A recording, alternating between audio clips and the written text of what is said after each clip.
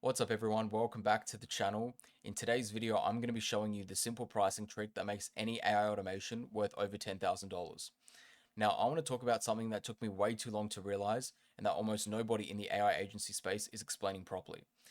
Now, when you build an AI automation for a business, the price almost has nothing to do with how long it takes you to build. This is irrelevant. The price has everything to do with how much human labor you are permanently deleting from that business. Now, once you understand that, pricing stops being a problem. You can charge full value from day one and quote 10,000 plus on every single deal that justifies it.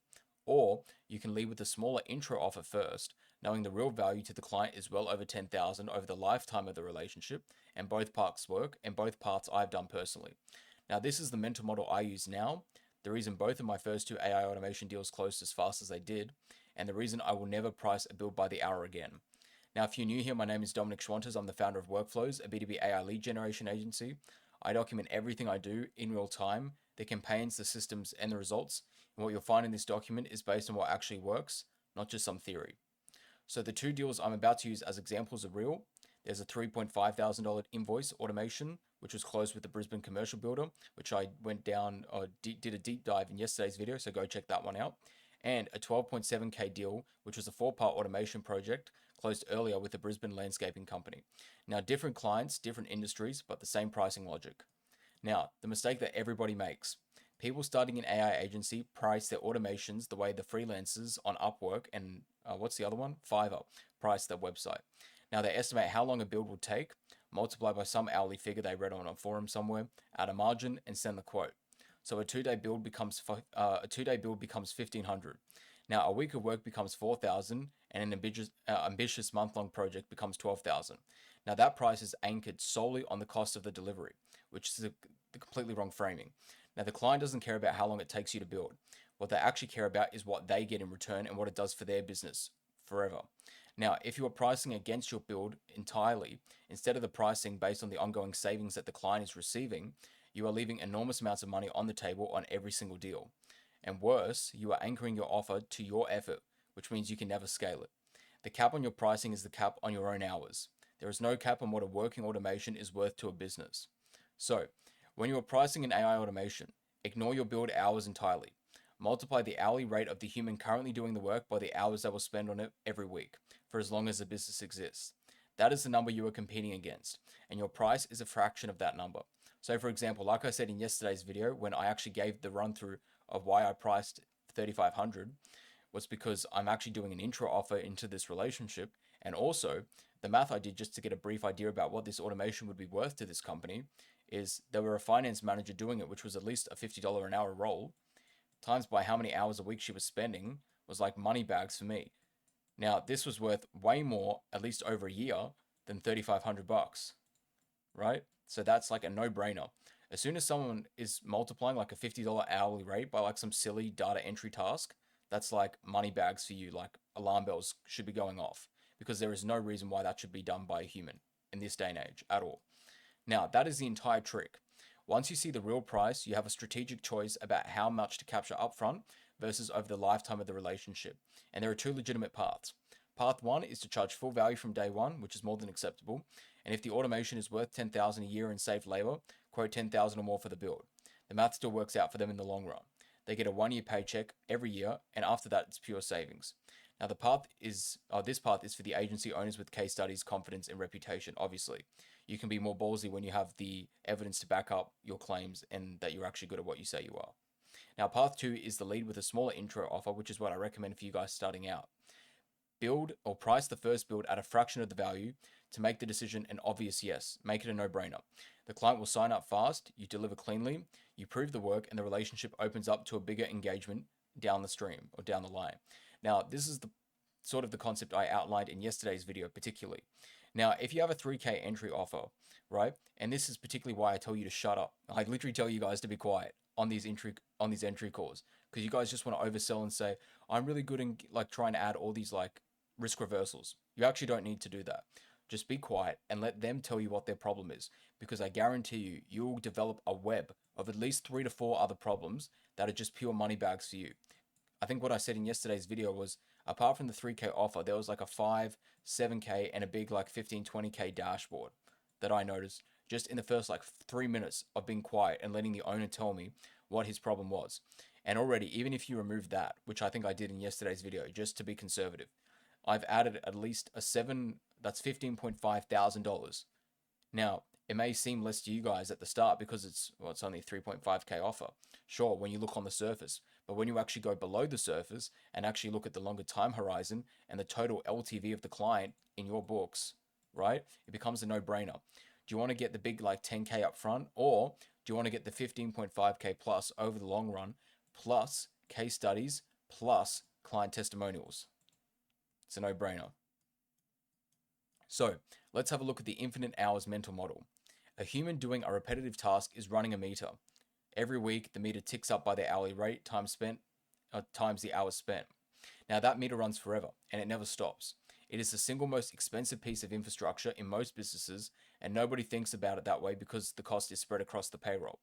But when you build an AI automation that deletes that task, you stop the meter. Not pause it, you stop it entirely. Now, the cost of that meter running for the rest of the business's lifetime is the true value of the automation, and that number is effectively infinite.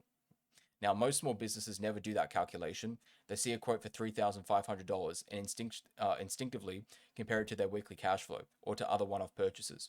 They don't compare it to the permanent labor costs they are currently absorbing because the cost is already baked into operating expenses and nobody flags them as a one-line item. Now, your job is to do that calculation for them on a discovery call and to open their eyes up. And once they see the maths, the price objection almost disappears, unless they're a bit silly. Now, deal number one is the maths, the commercial builder, which I demoed in yesterday's video. Now, the task I deleted, just to give you a brief recap, was that the manual supplier invoice was processing, or the finance manager was doing it every single time. So they would open the PDF, identify the job it relates to, enters the data into their job management system manually, like an old boomer, and then routes it for approval, which is silly. Now, the estimated labor cost was $50 an hour, and they were spending 5 hours a week. And in terms of 52 weeks or 50 weeks in a year, that's $12,500 in a single year. Now, I only quoted a fraction of that. Now, the payback period is under 4 months, and then every year after that, 12,000 is saved. Now, over 10 years, that automation is worth over 6 figures in direct labor savings. Now, I charged 2.8% of that. I could have charged 10% and it still would have been an obvious win for them, but I didn't because I was focused on the relationship, not the one-time cash grab. Now, the deal number two is the 12.7k automation, which I demoed on the channel a couple of weeks ago. Now, the tasks I deleted were across 4 automations: phone call chains for supply orders, manual daily team leader reporting, manual processing for payments, and invoicing, manual maintenance, scheduling as well. Now, each of these was eating into hours across multiple people, particularly their administrator, which I did replace entirely. Now, conservatively, the total labor cost of these manual processes was running into tens of thousands of dollars a year, not counting the errors, missed services, and delayed payments, and the real cost of the money was on top of that. Now, the price quoted was 12.7k. Now, the same principle, the same rule, but the bigger business and the more hours that were deleted, hence why the price was bigger. Now, the price scales with the hours that you were deleting, not the hours you were building yourself. Now, this is why I look at every single discovery call and ask one simple question before anything else. How many hours a week does the current manual version of this task eat, and what is the hourly rate of the employee doing it? If that hourly rate is above a minimum of $30 an hour, you should be like smiling with joy, because that is a dead giveaway that you can automate that and save the money and therefore make yourself a small percentage of that. Particularly because even if you were to automate that to an API call, it'd be like $1 or $2 for that task. Now, the question you ask on the discovery call, this is really important. Most people on discovery calls ask the client what their budget is, which is the worst possible question you can ask, and that's like the dead giveaway, you're just wanting a cash grab. Now, if you ask a small business owner what their budget is for an AI automation, they'll pick a small number because they've never thought of one before, and they're anchoring it to the cheapest tool that they're currently using. Now, that number has nothing to do with what that automation is actually worth to them. The right question is the opposite. What does the current manual version of this process cost you every single week? Or more pointed, who is doing this right now and how many hours a week does it take them, and what is their time worth to your business? Now, once you have that answer, just do the maths like we did before. The person doing this is costing you about X per hour, right? And they're spending Y hours on it. That is Z a year, every single year. And then quote a price based on the fact that that is an obvious fraction of Z. Obviously, like if I'm making 12.7k and I'm making the client 80k, that's a good ratio. It shouldn't be like you make the client 50k and you charge 40. Now, and the client will feel like you just handed them free money if the ratio is different enough, not so close together. Now, why most agency content gets this wrong. Most YouTube videos about AI agency pricing will tell you to pick a tier structure, price your packages at 3, 5, and 10 grand a month, and try to sell the highest tier. This is cargo cult pricing, and it anchors your price to what sounds plausible instead of what the automation is actually worth. We're going to keep coming back to this term because it's so key. Now, a tier structure makes sense for a subscription-based service where the cost of delivery scales predictably. It doesn't make sense for a one-off automation build and where the value depends entirely on what you are replacing and who you are replacing more specifically. The other common mistake is pricing based on the build time. This is a rookie error here. 3 days of work is 3,000, 5 days of work is 5,000, and so on. It doesn't scale like that. This feels logical, but it punishes you for getting better. The more skilled you become, the less time the build should take, and so your prices will go down. That's backwards. The value-based pricing fixes both mistakes. You price against what the automation is worth to the client, not against what it makes or what it costs you to make. Now your skill level becomes a lever on your margins, not a cap on your revenue. So, how to actually apply this starting tomorrow? If you have a deal in your pipeline right now, here's exactly what you should be doing. Stop whatever pricing process you were going to use and write down these 3 numbers.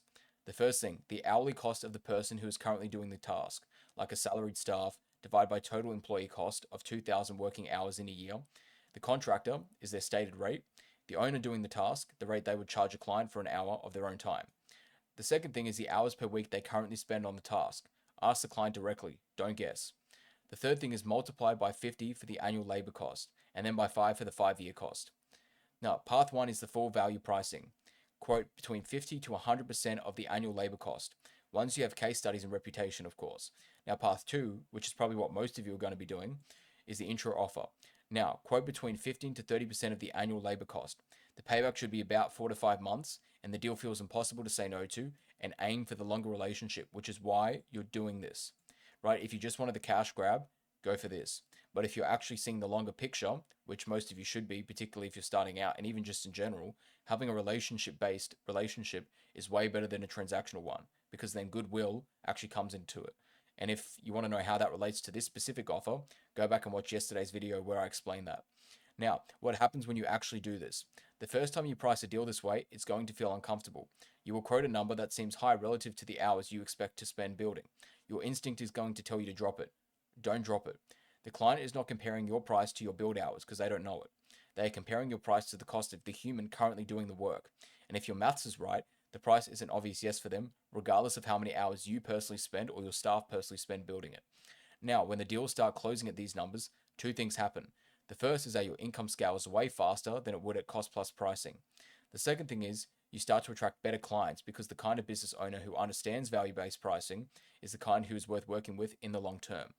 This single reframe is the most valuable thing I can share about AI automation pricing, and I wish that I had understood this 6 months ago. Now, the pricing calculator. Before you quote any AI automation, fill in these 5 numbers. The first is the cost of the hourly cost of the person doing the task today, including on costs. The second is the hours per week currently spent on this task, confirmed directly by the client. The third is the annual labor cost. So number 1 multiplied by number 2 multiplied by 50.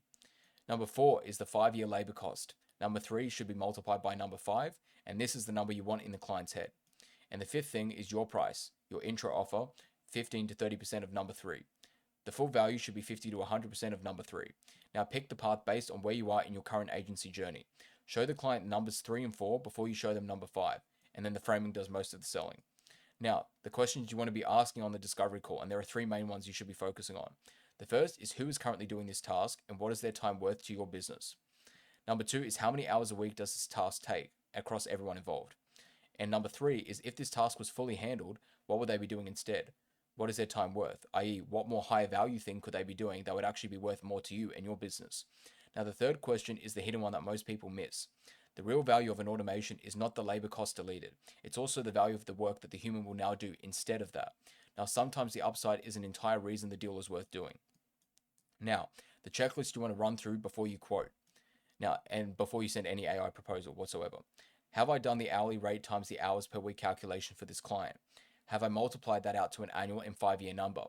Have I picked which path I'm taking on this deal?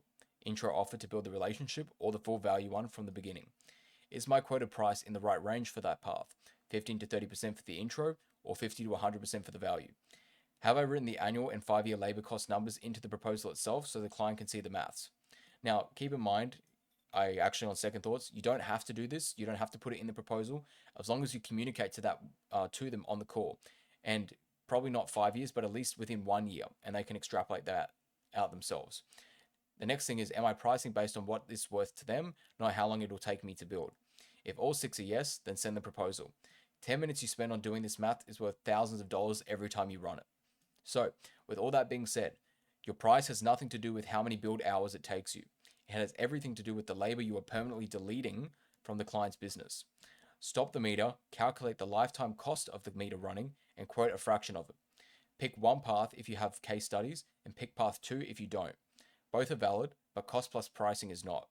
This single reframe is the difference between an agency capped at the size of your own calendar and an agency that scales with the value you create. Run the numbers, send the quote, and do it again. So if you're a business owner and you need more clients, that's what we do. We run Done For You cold email. Our campaigns are hitting 22% positive reply rates right now. If you want us to do the same for your business, the link to apply is in the description below. And make sure you subscribe to the channel so you don't miss any new daily videos we're pumping out on the channel. And I look forward to seeing you in tomorrow's video.